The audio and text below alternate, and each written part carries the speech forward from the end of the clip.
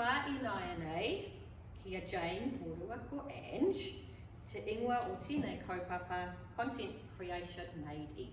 So now I'd like to welcome Ange and Jane to do our content creation made easy section today. Yay. Yay.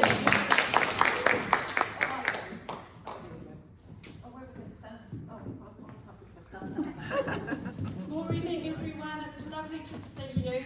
We know you're a smaller group than we normally have, but we're very honoured that we've got such a fabulous group of super basket full of knowledge people here today. And because it's small, that means we want to be as interactive as we'd love to hear from you as we go along. So I'm Angela. Yeah, don't be shy. I'm Angela from Hey Communications. And I'm Jane from Pogo Design. Yeah. Yay. And we've known each other for years, so... Well, we say 22 years. So, happy day of my life. Jane moved next door and I found out she was a graphic designer, and as I'm a words person, but I can't make anything look beautiful. And as you can see, Jane can make everything look beautiful. So I was like, happy days. And then Ange organises us and gets us here. Knowing what we're doing. Yeah. So, yes. So, today we're going to talk about content creation. And we actually, this was a collaboration, so I thought, Kath, what you were saying about bringing your baskets together and sharing your knowledge and all of that was entirely relevant. Because we collaborated with Lorraine today, who she can't be here today, but she gave us a lot of input, because those of you who know her, she runs a successful coaching business. But she's super, she used to be an engineer, so she's super techie. And she's using AI all the time, and she, like for everything, and she dives into stuff like that, whereas I'm kind of like, what do I do? So we collaborated with her.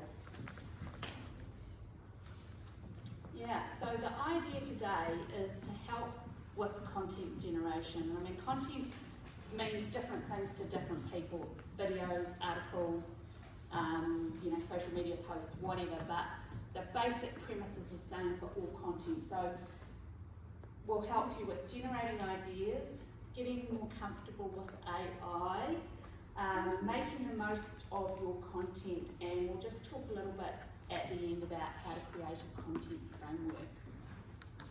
Are you clicking? Yeah. So, so basically, I don't know about you, but I mean, I'm supposed to write for a living. But I just find that blank page or the blank screen is just like, So just shout out, why is it so difficult to get started with an idea? So what gives you the eeks about trying to create content? Anyone want to shout out? Where do I start? Yeah. What do I write about first? What about me? Yeah. What's relevant to the audience? What's interesting? I don't have anything to say that people will be interested in. Oh, we've so been What's there. hot right now? What's hot right now? Yeah. I remember when we first started talking about writing blogs, and we were like, well, we don't have anything to say. What would we write? And that's probably about 5 or 6 years ago, and now Jane's just like a machine churning it out. I think that's overstating it, but and also the technical side, how do you do it? How do you put it up on the blog? How do you do a video? Carousel. Oh, yeah, How no. do you make it all You're supposed to have a style and make it look like it all belongs to the same place. How the hell do you do that? How do you make your words sound interesting? Or like How do you log into your Canva again? Which template shall I use today? What browser did I put this on? This sounds Does my like house my need mind cleaning? at 2 in the morning. And my husband last night said, you just need to learn to switch off. We laughed and laughed. Yeah, we laughed. So we'll just pop up what the pain points we thought about, which is just coming up with an idea. That's what you talked about. But then once you've got the idea, it's how do you build that story and tell, whether it's video or written or whatever, or a podcast, how do you tell that story in a way that makes it interesting and relevant? As Jane mentioned, where to use it, what tech, how to get the most out of it, finding an image and pushing the button. So we're kind of going to talk about all of these things as we go through. That's me now, isn't it? Yeah, I think we wrote your name on that one. Okay. So again, it's thinking about who your audience is, who are you actually talking to, and what do you actually want to say. So it might be, do you want people to get to know you? So that's a sort of something about your life or something about you in particular, or it might be something more about your industry or some of the knowledge that you know that you want to impart. As an example, I was just saying to Ange, you know, most of us cannot get away with talking about vaginas and wees, but if you're Linda Lovett, For the new people, we do apologise, we have no context. one of our members is Linda Lovett, who is a registered nurse and menopause person, and her passion is getting women to talk about the things that affect them and get help with all the things that help them in menopause. And part of that is she will often turn up to these occasions and whip out a model vagina or clitoris. Or on Facebook she might give some advice on how to deal with wees.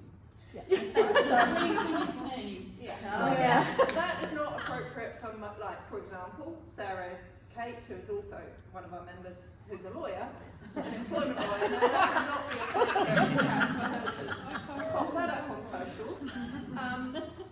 And then another example I was thinking of was the lovely Kath, and now she's been known to use a few little swears, which we love her for, but she's also helps people with training, what do you call it, early childhood training. Well, obviously, in that context, those swears are probably not appropriate. Not as much. So, I think it's about finding what's appropriate for you. And also you want to come across as you. So, you know, Iona, the way she talks and how she behaves is uniquely her, and it's appropriate for her, but it might not be how you do it or appropriate for you. So Iona's always going on about something being super awesome or super exciting, which, you know, my boring government clients might not quite get on board with, you know. So I think it was you, Anne, that brought up the point of, you know, who am I talking to, what am I saying? And so even though that's kind of the unsexy bit, that's kind of the crux of it. You kind of really need to nail that before you then go right to get the idea whatever. Oh yeah, so this is what Jane and I have developed over 1 million years of working together. 2 heads are better than one. So what would your customer want to know? So in terms of coming up with an idea, and I've just realised this was supposed to be your slide, Jane. That's all right, I'm used to it. Two heads are better than one, right? You're thinking it, she's saying it. I need to be the paid for that. Yeah, that was not good. I wasn't happy. I said, you haven't paid me? And they went, yeah, we've paid Jane at Pogo Design. I'm like, yeah, but I'm Angela at Halo Communications. Oops. Sorry. Back to what we're talking about. So it's often helpful just to chat with someone else to get an idea of what you might be able to talk about. So we were thinking it might be a good idea to perhaps just turn to the person next to you and have a little chat about what you might want to talk about or approaches to content that you might want to. Yeah, come up with some ideas, and Lorraine's input here was what makes you mad, because that's the thing you're trying to fix. So that's the thing that often gets you passionate to think about the idea.